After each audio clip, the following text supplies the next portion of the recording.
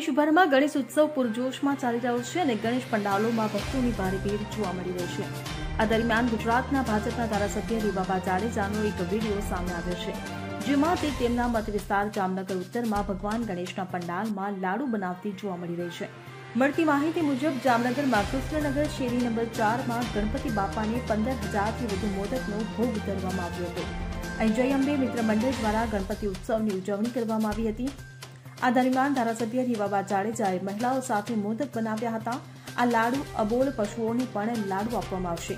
આ દરમિયાન રીવાબાએ દરેકની શુભકામનાઓ આપી હતી અને આયોજકોનો પણ આભાર। જ્યારે ગણેશ મહોત્સવની ઉજવણી ખૂબ ઉત્સાહભેર થતી હોય ત્યારે જામનગર 78 ઉત્તર વિધાનસભાના વિસ્તાર વોર્ડ નંબર 7માં કૃષ્ણનગર શેરી નંબર 4માં પણ જય અંબે મિત્ર મંડળ દ્વારા ભાઈ શ્રી ધર્મરાજસિંહભાઈ દ્વારા તેમજ એમની પૂરી ટીમ દ્વારા આજે 15,000 કરતાં વધારે લાડુની પ્રસાદી પ્રભુ શ્રી ગણેશજીના ચરણોમાં અર્પણ કરવા જઈ રહ્યા છે। ત્યારે આ એક રેકોર્ડ છે પોતાની રીતે પણ, અને ફક્ત પ્રભુના ચરણોમાં નહીં પણ સાથે સાથે જીવસૃષ્ટિનું પણ કલ્યાણ થાય એ અંતર્ગત 4,000 કરતાં વધારે લાડુ છે એ મૂંગા અબોલ પશુઓને પણ અર્પણ કરવાના છીએ। તો આ તકે આ પ્રસંગે અવસરે હું જય અંબે મિત્ર મંડળ તેમજ અત્યારે માતૃશક્તિ દ્વારા ખૂબ ઉત્સાહપૂર્વક લાડુની પ્રસાદી છે તૈયાર થઈ રહી છે, ત્યારે મને પણ આ એક સેવાકીય માધ્યમ દ્વારા પ્રભુની સેવા કરવાનો અવસર મળ્યો છે, ત્યારે હું ખૂબ ખૂબ આભાર માનું છું ભાઈશ્રીનો તેમજ આ સર્વ